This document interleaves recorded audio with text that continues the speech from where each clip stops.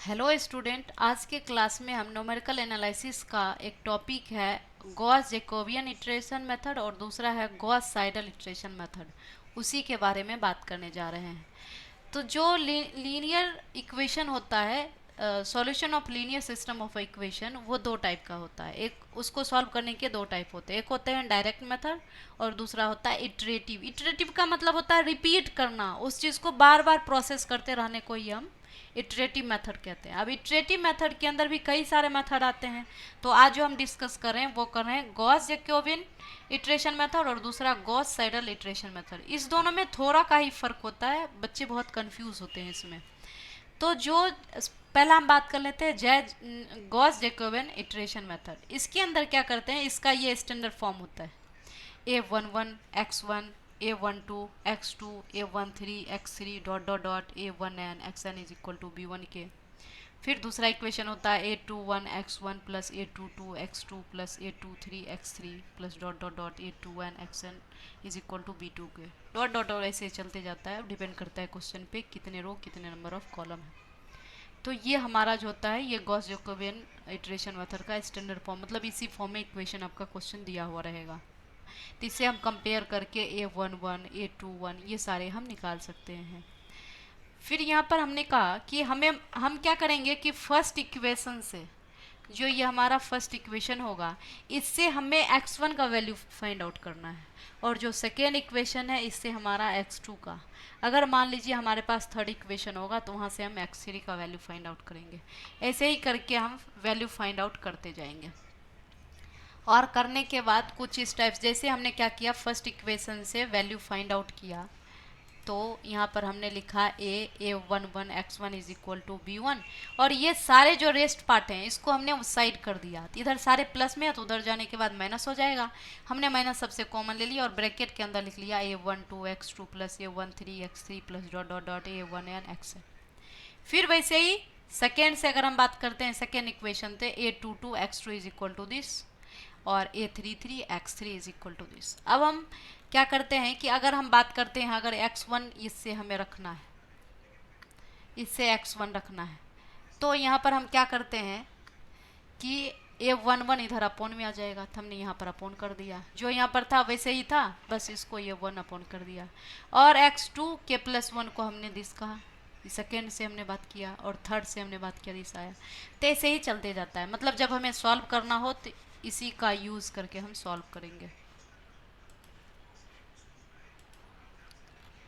उसके बाद फिर हमारा आता है के का वैल्यू आप 0 1 2 ले सकते हैं। तो ये हमारा गॉस जैकोबियन था। अब इटरेशन के अंदर क्या होता है, तो गॉस साइडल इटरेशन मेथड के अंदर क्या होता है, गॉस साइडल इटरेशन मेथड का दूसरा नाम मेथड ऑफ सक्सेसिव डिस्प्लेसमेंट भी होता है। उसके अंदर क्या करते हैं कि x1 k plus 1 is equal to 1 upon a11 b1 minus a12 x2 का power k plus a13 x3 का power k plus dot dot dot a11 x का पावर है। ये तो जैसे जैकोबियन में था फर्स्ट, वैसे ही हमने इसको भी लिखा है, लेकिन सेकेंड से चेंज हो जाएगा। वो क्या होगा, x2 k plus 1 is equal to 1 upon a22 b2 minus a21 और x1 k प्लस 1, मीन्स जो हमने ये वैल्यू यहाँ से निकाला था, जो वैल्यू हमने यहाँ से निकाला था उसका हमें इसमें यूज़ होगा। ये वैल्यू का यहाँ पे हमें ज़रूरत पड़ेगी, जबकि ऊपर जो हमने मेथड किया जैकोबियन उसमें ऐसी चीज़ नहीं थी। जो हमारा बेसिक कंडीशन होता था उसी पे हम फर्स्ट इटरेशन निकाल लेते थे, लेकिन इसमें ऐसा नहीं होता है। जब इसका हम क्वेश्चन लेंगे फिर हमें फ़र्क पता चल जाएगा कि दोनों में क्या डिफरेंस होता है। तो इसका साइडल का जो स्टैंडर्ड फॉर्म हो गया वो आपका दिस हो गया। अब इस पे हम क्वेश्चन देख लेते हैं कि इस पे क्वेश्चन कैसे बनता है। क्वेश्चन हमारा है, consider the following system of equations 28x1 minus 4x2 plus x3 is equal to 32। दूसरा इक्वेशन है minus x1 plus 3x2 minus 10x3 is equal to 24। और तीसरा इक्वेशन है minus 2x1 minus 17x2 plus 4x3 is equal to 35। Starting with x naught is equal to 0 0 0, do 2 iteration of Gauss Jacobian method and Gauss Seidel. सबसे पहले हम Jacobian पे बात कर लेते हैं, फिर साइडल पे बात करेंगे। तो पीछे जो अभी मैंने कंसेप्ट दिया था गॉस जैकोबियन का वो यही था, फॉर्मूला यही था। तो हमने यहाँ पर क्या किया, ये लिख लिया।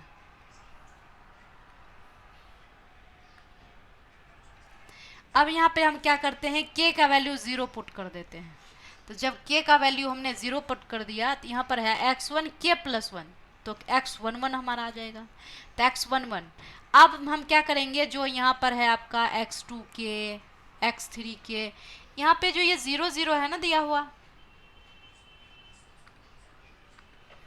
ये इसको हम यूज़ करेंगे, ये 0 0 इसका हम यूज़ यहाँ पे डाल देंगे। तो ये 32 और यहाँ पर है 4x2, ये हमारा 0 है ये, और x3 ये भी हमारा 0 है। मतलब इनिशियल कंडीशन हमें इसमें कहा कि 0 0 0 लेने के लिए, तो हमने यहाँ ले लिया। तो यहाँ से हमारा जो है वो x11 आ गया। फिर वैसे ही हमने x21 भी निकाल दिया, वही इनिशियल कंडीशन पे ही हमें निकालना है। अभी यहाँ पर x1 नोट और x3 नोट जो वैल्यू हम निकालेंगे, इसमें इनिशियल करने मतलब 0 0 ही डालेंगे। यही फ़र्क होता है वहाँ पे, बस इसी को गौर से देखना है। तो x21 हमारा 8 आ गया। फिर x3 में भी हम वैसे ही करेंगे। तो ये जो हमने अभी तक क्या है, x11 x21 x31, ये हमारा फर्स्ट इटरेशन हुआ। जब हम सेकेंड इटरेशन का बात करते हैं, जब k = 1 पुट कर देते हैं, तब हमारा सेकेंड इटरेशन होता है। अब हमारा x12, तो इस केस में हम क्या करेंगे, जो हमारा वैल्यू आया ना x11 x11 x21 x11 x21 x31, इसी का यूज करेंगे। अब हमें ऊपर जो 0 0 दिया था उसका यूज नहीं करना है। तो जब इसका यूज़ करके आप सेकेंड इटरेशन, इससे हमें सेकेंड इटरेशन फाइंड आउट हो जाएगा। तो हमने यहाँ पर क्या किया, x21 जो ऊपर इक्वेशन दिया था उसी में हमने ये वैल्यू पुट किया। तो ये हमारा x21 हमारा दिस आ गया, x22 हमारा दिस आ गया, और x32 हमारा दिस आ गया। ये हमारा सेकेंड इटरेशन हुआ। जो हमारा क्वेश्चन पूछ रहा था वो कह रहा था up to second iteration do 2 iteration of, तो ये जैकोबियन के अंदर था, तो हमने 2 इटरेशन तक निकाल दिया। मतलब जो हमारा फर्स्ट इटरेशन आया, ये आपका फर्स्ट इटरेशन हुआ, ये सेकेंड इटरेशन। अब हम क्या करेंगे, इसी क्वेश्चन को फिर गॉस साइडल मेथड से सॉल्व करेंगे। तो इसको सॉल्व करने के लिए अब हम क्या करेंगे, फिर वैसे ही जो साइडल का स्टैंडर्ड फॉर्म था वो हमने यहाँ पे लिख दिया, x1 k + 1 1/a11, फिर x2 k + 2 वो भी हमने लिख दिया, x3 k + 1 हुआ। अब फिर k = 0 पढ़ेंगे, मतलब फर्स्ट इटरेशन होगा। तो उस केस में क्या है कि जो हमने ऊपर अभी जैकोबियन में देखा था उसमें क्या था, फर्स्ट इटरेशन जो हमने क्या था x11 x21 x31, तो उसमें सब में हमने इनिशियल कंडीशन लिया था, मतलब 0 0। यहाँ पे ऐसा नहीं होगा। फर्स्ट जो आपका x11 निकालते हो तो उस केस में x20 और x30 मतलब इनिशियल कंडीशन लेंगे, तो वो तो सेम ही आएगा, मतलब 1.14 आ गया। जब हम x21 निकालते हैं फर्स्ट इटरेशन का, जब x21 निकालते हैं तो उस केस में क्या होता है कि अब इस वैल्यू की हमें ज़रूरत पड़ेगी, इसकी जहाँ पे x11 ये हमारा दिया हुआ है वहाँ पे हम ये वैल्यू डालेंगे, ना कि इनिशियल वाला डालेंगे। यही फ़र्क होता है साइडल और जैकोबियन में। तो हम ये वैल्यू डाला, तो ये हमारा आ गया x21 हमारा आ गया 8.38।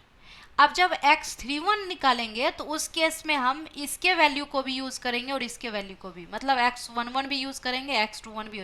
मतलब क्या हुआ कि फर्स्ट इटरेशन में ही जो जो हम वैल्यू निकालते जा रहे हैं उसको आगे हमें ज़रूरत पड़ रही है निकाल के, जबकि जैकोबियन में ऐसा नहीं होता है। फर्स्ट इटरेशन के अंदर जितने इनिशियल कंडीशन थे उसी से हमारा काम चल जाता है, लेकिन साइडल ऐसा नहीं कहता है। तो हमने x22 निकाल दिया और x21 हमारा दिस आ गया। फिर x3 जब निकालते हैं तो इस दोनों के यूज़ करते हैं इसका, फिर x31 हमारा आ गया 44.933। तो यह हमारा अभी सिर्फ फर्स्ट इटरेशन आया है। अब हम क्या करेंगे, सेकेंड इटरेशन निकालेंगे, मीन्स k का वैल्यू अब हम पुट कर देंगे 1 पुट कर दिया।